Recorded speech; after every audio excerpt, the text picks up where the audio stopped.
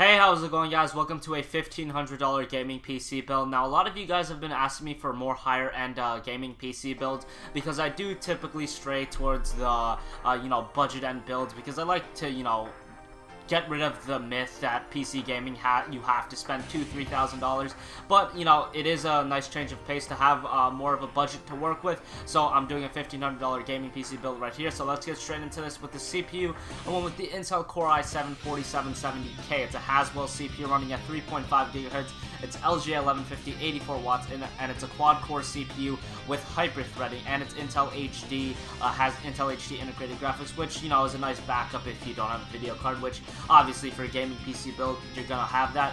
Now, I went with an i7 in this build because the budget, you could really afford it pretty easily, and I wanted to have this build as more of like a multimedia, multitasking PC instead of just a gaming PC. I mean, it can obviously play games at high settings, known to man, but it's nice to also be able to render movies, do live streaming, all that kind of stuff, and the i7-4770K is really going to allow that with 4 physical cores and 4 logical cores for a total of 8 cores. Really solid CPU for about $330. Also, I paired it with the Hyper 212 Evo. Now, you guys might be thinking that I'm cheaping out on this CPU. The only reason or the CPU cooler, the only reason I did that was so I could save a little bit of money on the CPU cooler. Originally, I wanted to go with the H100, but I was like, that's about $90–100, and I was like, a Hyper 212 can get this to 4.2 GHz, and 4.2 GHz is pretty damn good, and you guys aren't going to need more than that.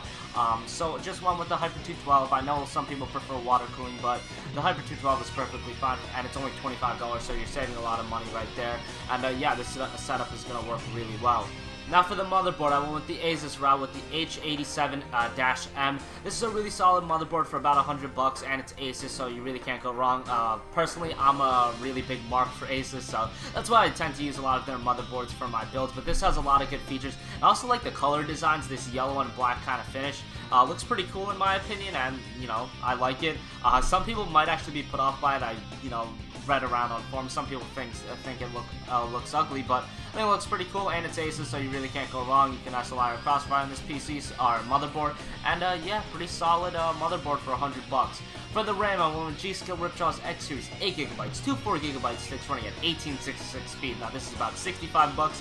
Solid price for G-Skill Ripjaw's 1866 speed, 8GB of RAM. I could have gotten more, but I was like, why get 16? 16 is like $130, and I was like, save $70, put that towards the graphics card and other more essential parts of the PC. So went with 8GB. That's going to be perfectly fine for the build.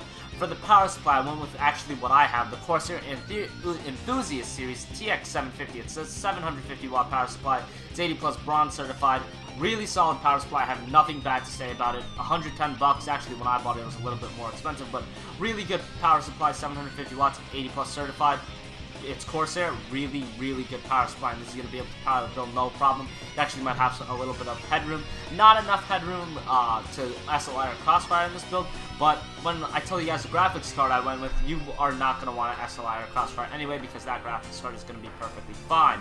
Speaking of the graphics card, I went with the GTX 780 from EVGA. This is about $650, so I used a significant portion of our build, but for the graphics card and for a gaming build, you're going to spend the most amount of money on the graphics card in most scenarios. And the GTX 780, really solid graphics card. This is really good if you're playing at resolutions like 1440p, 2560 by 1440, or 2560 by 1600, because it's $650, which is very expensive, but it's really that entry-level GPU that can run 2560 by 1440 games, at that resolution pretty solidly. I mean, you're not going to be able to max out every game at 60 frames per second, but if you're just trying to get into that gaming at that high resolution and you want to run games like Battlefield 3, a 780 is not a bad option, and it's really good. I mean, it's not as bad as the Titan. I mean, Titan is just completely overpriced, so I'm not even going to get into that. But the 780, rock solid card, highly recommended from me.